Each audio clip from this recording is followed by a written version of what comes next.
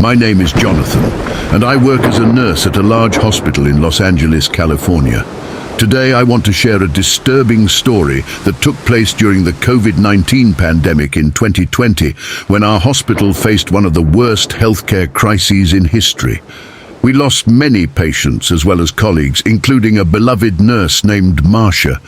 She was always caring and kind, treating each patient like they were family. Her death hit us hard.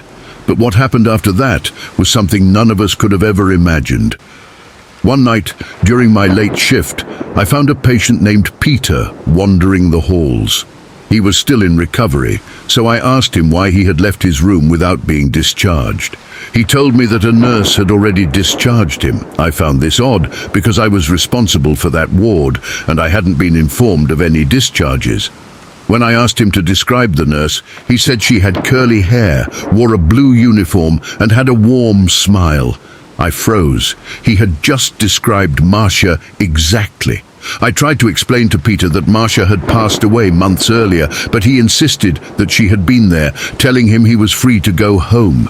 That shook me, but it wasn't the only incident. Over the following days, more patients began reporting similar experiences. They all described a woman who matched Marcia's appearance. Word quickly spread among the hospital staff, and soon the hallways of the hospital started gaining a chilling reputation. Later that week, we decided to hold a small memorial for Marcia to honor her and the care she provided. During the ceremony, the lights began to flicker and a sudden coldness filled the air, even though it was a hot California night outside. It felt as if something or someone was watching us. Suddenly, one of the doctors screamed and collapsed, completely shaken. He swore he had seen Marcia in the emergency room, but she didn't look the same. Her face was distorted and her eyes were dark and hollow. From that moment on, the sightings became more frequent. Some patients woke up in the middle of the night, saying that Marcia had been sitting beside them, her expression eerie, whispering, "You won't leave this place." What started as a story of love and care turned into a living nightmare. Marcia, who had devoted her life to taking care of us, seemed now to be trapped between two worlds, tormented and searching for something she couldn't find.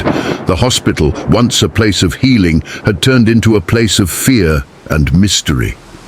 Though unseen by most, Marcia's presence could always be felt by those who worked there.